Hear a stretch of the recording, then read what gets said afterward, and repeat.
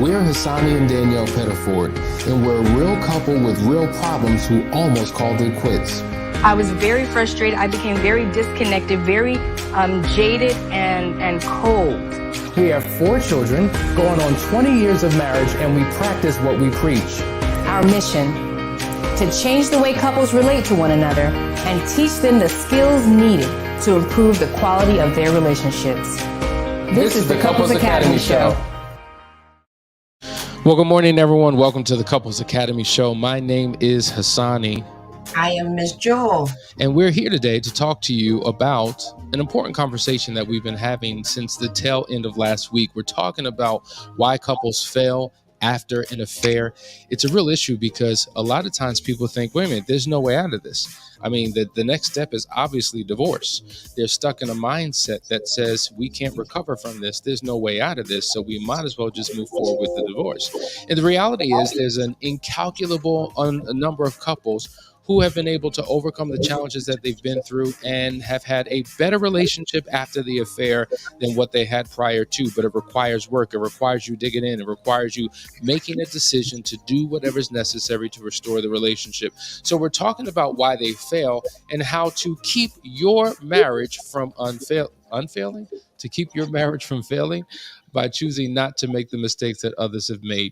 But listen, as you know, Last Chance Weekend is coming up next month. Make sure you register for that. We have a couple new things we're going to be introducing in the next, probably by next week, that we're really excited about. But listen, we want to dive right into this conversation because there's so much meat here that we want to unpack. But Jewel, good to see you. Good morning. How you doing? Good morning. Good morning. I'm doing well. And yourself? I'm doing phenomenal. Awesome. You've been working with couples, you've been talking to couples and unearthed in moving forward in your personal sessions. A lot of times couples do get stuck. And one of the ways that they get stuck is they don't take the time to grieve. Now, let me set this up. Have you ever, and I'm talking not just to you, Jewel, but to everybody who's watching, have you ever been in an unfortunate situation where someone close to you, someone you loved, passed away? Maybe it was a parent, a sibling, a child, and because of the close relationship, you were one of the ones responsible for planning the funeral, for planning the transitional service and things of that nature. And so from the moment that they pass, you're making phone calls, you're putting programs together, you're contacting family, getting a caterer, just making sure that everything is handled. And you did not take the time to grieve. You did not take the time to process, or maybe you weren't involved in the details, but you're the type of person who does not like to sit in the pain. And so as a result, you get busy, you get distracted, you do all types of things. And so you're back at it. You're back to work the next day. You're back in that, whatever you're doing, it's almost like nothing has ever happened. And what happens is in those situations, Jewel, there is a long-term impact because at some point, those emotions have to be dealt with. And this is why you have some people who are in affairs, they have what we call delayed reactions. Think about a person who's been in a car accident. Right? I mean, a tremendous car accident. Usually there's a level of shock, right? They take a few days off. They go to the doctor. They recuperate. But nope, these people are back at it. And so a week or 2 or 3 later, all of a sudden, they start feeling some type of way because they did not take the time to properly grieve. Talk about that. Well, I've been in all of those situations. And, it is so true. You get so caught up in that immediate emotion and trying to handle other things that you forget about your own emotion. You don't even feel the pain until maybe weeks, days, months later. And it is, some people say it's therapeutic. I don't really, because once you get caught up, you never go back and you never deal with what you're feeling. But what's going to happen is one day you're going to see something, you're going to go get in that car again. And all of a sudden, all those emotions are going to flood back. And now you're going to be almost in complete shock. Like, what do I do? How do I move forward? So yeah. Absolutely. And if you don't take enough time to deal with this appropriately, then it can have an impact. So we've given you examples. We've given you examples of the loss of life. We've given you an example when crisis hits your life in the form of a car accident. But what about when that crisis is an affair? You didn't see it coming. There was no plan for this. Who would want to plan for something like this? But it does happen. It hits your front door. It falls in your lap. And while many people do grieve, and some would challenge, how long should you grieve? At what point do you begin to pick up the pieces and move forward? There are others who do not take the time, and what they enter into is fix it mode, right? It's a fix it mode approach, similar to what we've just talked about. And so for some, um, we all have a different motivation and a why for doing what it is that we do. So for some, while divorce is not an option at all, for others it is. And so the fix it mode could be either let's fix it, let's get this thing right, let's put this thing behind us, and let's make this relationship what it needs to be, or let's fix it by ending it. I don't want to talk about it. There's no conversation. It's the uncompromisable thing. I'm out, right? So it's fix it mode. And they haven't taken the time to truly process. They haven't taken the time to go through the necessary steps. This is why we find that, for instance, when we're doing discovery calls with people, one partner wants to move forward in the process. The other one is in fix it mode and believes that this is a waste of time, a waste of money, because we need to fix it and fix it now, and I'm out. Or what's the point of counseling? I don't want to talk about it. Let's just act as if it didn't happen. Let's fix it. And either way, it's damaging because it's not addressing the issues. Uh, look, have you seen a movie, Joe? Like I've seen this a lot. Somebody's in a fight, somebody's running, somebody gets shot. They're not even aware that they got shot, right? There's still the adrenaline that's in them. And it's not until somebody brings it to the attention that all of a sudden they feel the pain. Then they slow down. Then they buckle over. Then they're holding their body. Then the blood is coming out. So some people don't take the time to truly pay attention to what's happening in their life. I totally agree. You know, because the bad part of it is when you're in fix it mode and you have not dealt with the situation, all you're doing is putting a band-aid over it real quick just to say, okay, I want to cover up this scar. I want to cover up that pain. I want to cover up that wound. And okay, let everybody go back to the way that things were. It just does not happen that way. The reality is, in order for you to go forward, you have to fix it. Absolutely. Now that's the first phase, the fix it mode. So if that's you, if you identify you or your spouse as the fix it person, the fix all, I want you to let us know who you are. But the second thing that we do, and it's not like we do all of these, we can do one of the three, sometimes all of the three at different phases in the relationship. The next one is what we call control it. So if I can't fix this thing, I'm going to control it. Now, there's certain personality types that love to control. Now, what I will say is that a betrayed spouse. What'd you say? Are you talking about me?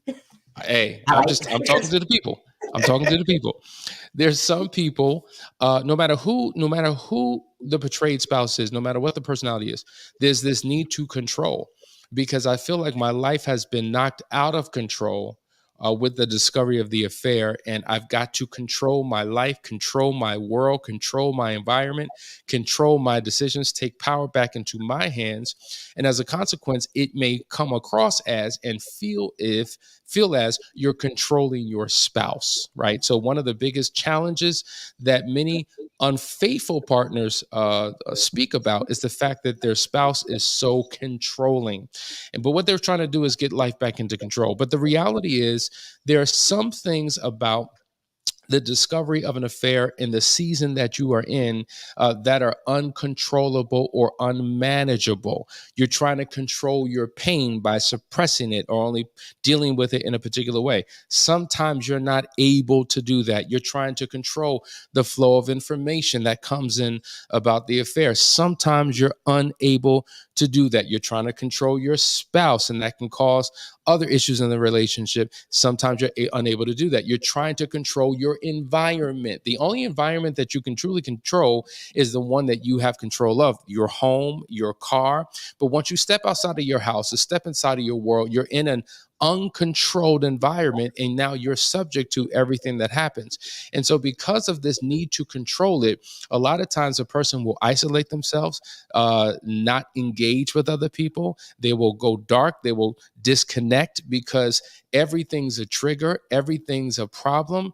And so they haven't, matter of fact, they even want to control the counseling sessions. I can't tell you how many times people do counseling sessions where they want to now tell us what we need to be doing to guide the couple through a recovery process.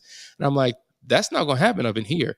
You are going to get in the back seat and put your seatbelt on and allow us to take you on a journey, because we know what's best for you. So when people say, I'm not willing to do that step, I'm not willing to have that conversation, nope, we can't do this, we got to do this first, not that, they don't realize they're doing more harm than good. But do you realize is when you kind of try to control an environment and a situation, the more you try to control it so that it fits into your emotion and how things is very quick to spiral out of control.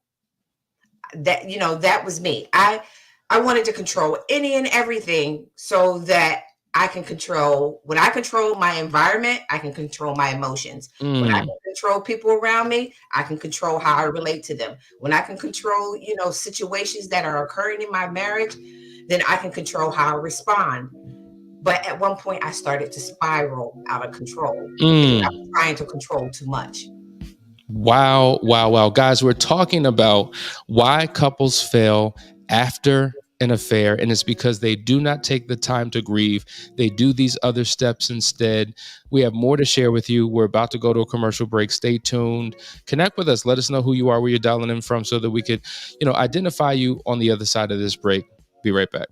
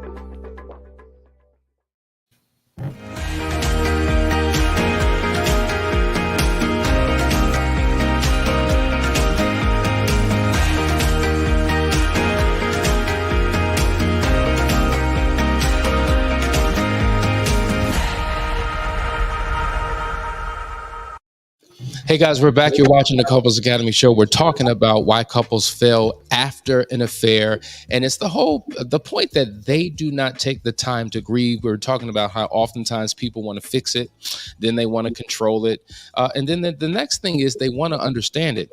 Now, understanding is actually a good thing, but it's a two-sided coin that can work both ways. So when you're seeking understanding, oftentimes you're diving into the full disclosure conversation, and there's questions that come. Now, this is a step in the recovery process, but for some, it takes over the entire recovery process. So, Joel, it takes, they say, about 2 years to recover from an affair. Why? Because that first year is a challenging year. Then you're facing the D-Day. 1 year anniversary, right?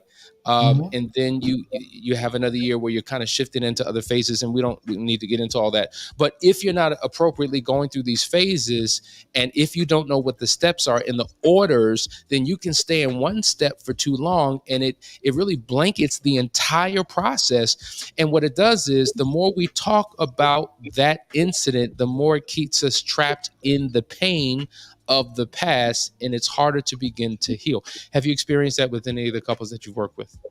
Yes, I have. And it is a struggle. It's a struggle, but it's very important. That's as a part of the recovery that you have to go through. And some of them just don't want to do it. They don't want that pain. But they want the understanding. And with the understanding does come the pain. Yeah. And so understanding is important, right? Because you want to know the why of the affair. You want to know the details of the affair. You want to understand where your spouse was mentally, emotionally, what was happening in your relationship. And those conversations are very therapeutic. But one of the challenges with understanding it from this perspective is, we think that if we understand it, the pain will go away. That once I get it, the pain is gone. And that's a different step. It's not going to take the pain away. And the reason why this is problematic is because many people don't want to grieve. They don't want to feel the pain. So they fix it to avoid the pain. They control it to avoid the pain. They try to understand it to avoid the pain. And though you may understand it from a cerebral perspective, that has nothing to do with the feelings that you embody, right? The cerebral and the remainder of your body, they're oftentimes not in alignment. They're disconnected. And so solving an issue here doesn't solve it here, if you will. That requires something different. It requires that you take the time to grieve. So let's talk about that.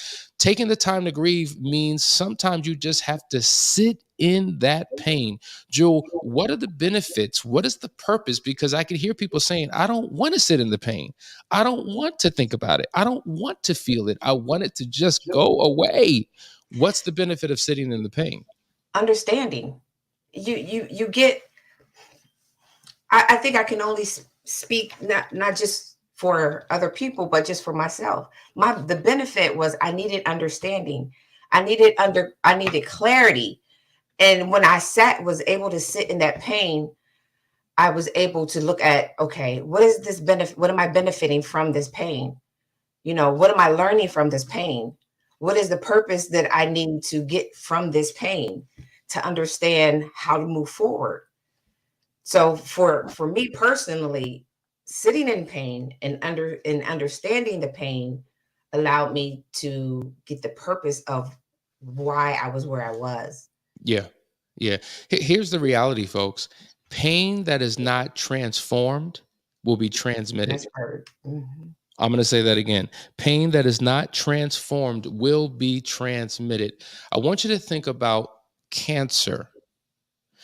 If you go to the doctor and God forbid, the doctor tells you that you have cancer in your lungs, it's quite possible that if you don't address it, it can be transmitted to a different part of your body. How did it wind up in my kidneys? How did I now wind up having, colon cancer? And why is it now hitting my liver? And why is it now affecting it moves. So wherever it starts, if it's not properly addressed and dealt with, it begins to transmit into other places and spaces in your physical body. And likewise, grieving, if you don't properly deal with that pain, it will show up in other areas. Like I've seen, and we've seen this, A person is impacted by their spouse's decisions, and there is a relational pain that they have regarding their connection with their spouse, but it impacts and influences how they show up as a parent. So now they can't be there for their children because they're soaked and saturated in the pain as a result of what the spouse is. And now it impacts their ability to show up and function effectively at work, right? So that pain is being transmitted into other areas because it was not transformed. And so this is why we need to take the time to grieve. Let's talk about grieving here, Jewel. So number one, I I feel redundant sometimes. Like, okay, Asani, we heard of this before, but I say crisis is a gift. Severe crisis can lead to a radical transformation because it forces you to deal with stuff that you may have chosen previously not to deal with. And when you come face to face with some things, you can't escape it. You gotta deal with that stuff. Crisis is a gift. You know, Hassani, when I was going through my struggles and I was in my pain and didn't want to be with my pain, it really affected my body to where my body shut down. You know, I was in a hospital a few times. You know, I had things that impaired me where, you know, I couldn't walk for a while, you know, things like that. But when that happened, that kept me still. And while it kept me still, it left my mind open. Now I can deal with all the stuff that I should have dealt with that probably would have kept me from getting ill. You know, that stress will put a toll on your body. But again, once I was still long enough because I couldn't do anything, I couldn't go anywhere. Now I have to process everything that I'm going through. And in that process of, you know, figuring out that hurt and that pain, that weight from my body just really start lifting, where now all of a sudden I could do the things that I couldn't do before. Isn't that deep? You carry that pain in your body, and it's interesting. You know, you go to the doctor, you're like, Doc, something's wrong. I just don't, you know, and he's just like, I don't see anything. I think it's stress. You know, that's all we can figure out is just stress. But the reality is, negative emotions metastasize into stress. Stress metastasizes into physical form of disease and ailments and conditions within your body. And it, you know, kind of goes back to the book, How to Heal Your Life by Dr. Lewis Hay. You know, overwhelmingly 95% of the sicknesses that we experience is a result of what we put in our mouth and what we harbor in our hearts. And if you don't take the time to grieve, trust and believe, it's going to show up in your physical body. And you know, when a person says, you just make me sick, well, there may be some truth to that. Right? You get on my last nerves. Well, now I got sciatic issues, right? You know, because of the stress that I've experienced in this relationship. You can become allergic to your spouse if you don't properly deal with those emotions. So listen, you may not have been the one that was unfaithful. You may not have been the one who experienced a failure in the relationship, but as a couple, you're going through a failed moment, a failed season, if you will. Doesn't mean the marriage is doomed, doesn't mean that you will be a failure, but you have failed at something. And so, but failure teaches what success cannot. You know, when I think about my journey as an athlete, when I think about my journey as a business person, I probably learned more from the hard times and the rough patches and the setbacks and the trials and the tribulations than I did from the successes. And so I wrote a book, Jewel, many, many years ago. It's entitled, I almost forgot the title, The 12 Habits of Successful People, The 12 Habits of Wealthy People. And one of the things it says in there, by a lot of these experts, they say, fail as fast as you can, as often as you can in the beginning, because you'll learn so much from those setbacks and challenges and hardships that once you've overcome them and learned those lessons, it's smooth sailing from that point forward. So am I suggesting experience an affair? No, that's not what I'm suggesting. That's not the only failed expression that you can have in a marriage. But what we're saying is you can learn lessons from the experience. Erykah Badu said, in every experience, there's a lesson learned. Mm-hmm. So failure is nothing more than a setback, right? What do they say? It's a setback. Or a comeback. A setback is nothing more than a comeback What is that expression? A setback is nothing more than a setup for a For a comeback. comeback. That's what it is. Wouldn't failure be something that does not have to cripple us, but something that we can learn from? How many things have you failed from just in life, just generally, that when you're faced with again, like that job interview that you just completely bummed out, and you get another one, and you're like, okay, what did I do wrong before? And you go, it's no different. Absolutely. So it's all about how you approach it, guys. It's all about how you approach it. And so once again, we're talking about the importance of grieving and how grieving can be therapeutic to be able to sit in the pain. And sometimes, a person who's uncontrollably going through their emotions, you want to begin to manage it so that you can function, right, throughout the course of the day when dealing with kids, when dealing with work, when dealing with just life responsibilities and circumstances. But what you can do is you can create space and time in your day to get alone, separate by yourself, to go through that grieving process. A lot of times when we're grieving, we want to punish our partners because they're responsible for what we're going through. And though that makes us feel good in the moment, it really doesn't resolve anything. Right? It doesn't release the pain. All we're doing is projecting the pain that we currently feel on our partner, which reinforces ultimately even more pain within us, because what we do to our partner, we're ultimately doing to ourselves. And so there are many books that you can read. There are grieving courses that you can take. A lot of churches have grief share, right? When you're going through challenges, and then your counselor, your practitioner. And that is why we are available here, because sometimes you need someone else to process things with. I would encourage you and highly recommend, do not try to do this on your own. You don't know the steps. And even if you did know the steps, a barber, well, I was going to say something. Sometimes a barber needs a barber. Sometimes a pastor needs a pastor. Sometimes a coach needs a coach. I don't care who you are, what you do. You can't always do it yourself. Sometimes you need somebody else to guide you through to get you to a better place. And so that's what we're talking about today, guys, learning how to grieve. There's so many comments. Oh, my God, I wish we had time to hit them all, but we only have a few minutes. Is it possible to go through the grief, forgive your partner, and then months later you find yourself grieving again? Absolutely. That is very possible. Drew, you want to speak to that? Grieving process doesn't stop at just one time. You're going to grieve through things. And it's just like you're talking about is when you're grieving, it is a process. So one day you might be just crying and crying and crying. In a few months, you're good.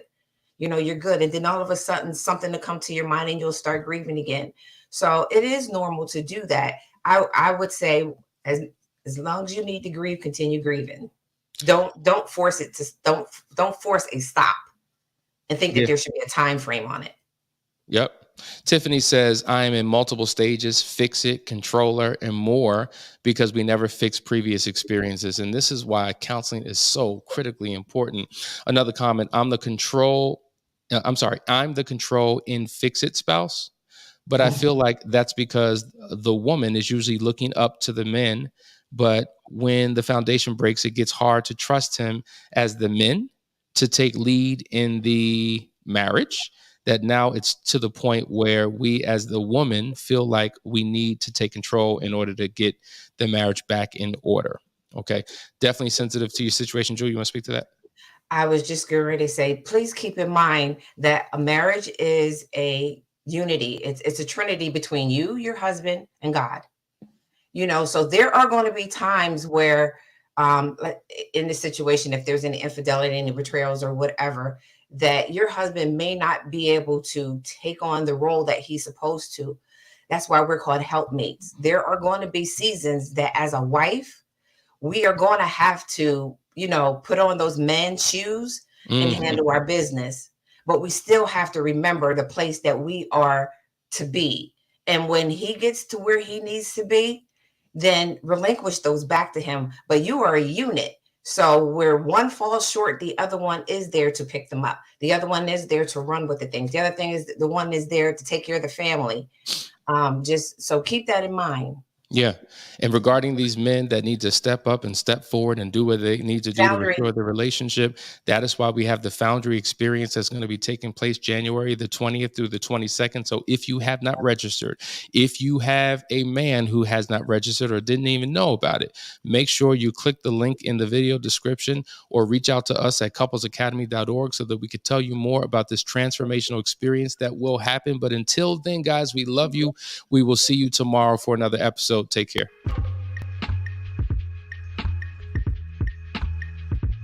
When 45 men from all walks of life come together in one place for one purpose, there is a collective harmony that produces an amplification of power that leaves an impact on the lives of men that cannot be erased. A fraternity of legendary men, all at the tipping point, on the precipice of greatness, meeting for one weekend to turn their worlds inside out. For the first time ever, the Foundry experience. Not an event, not a seminar or retreat, but an opportunity to come face to face with the man you were always destined to be. If you want a life that's better than the one that you are living, meet us January 2023 for the Foundry experience.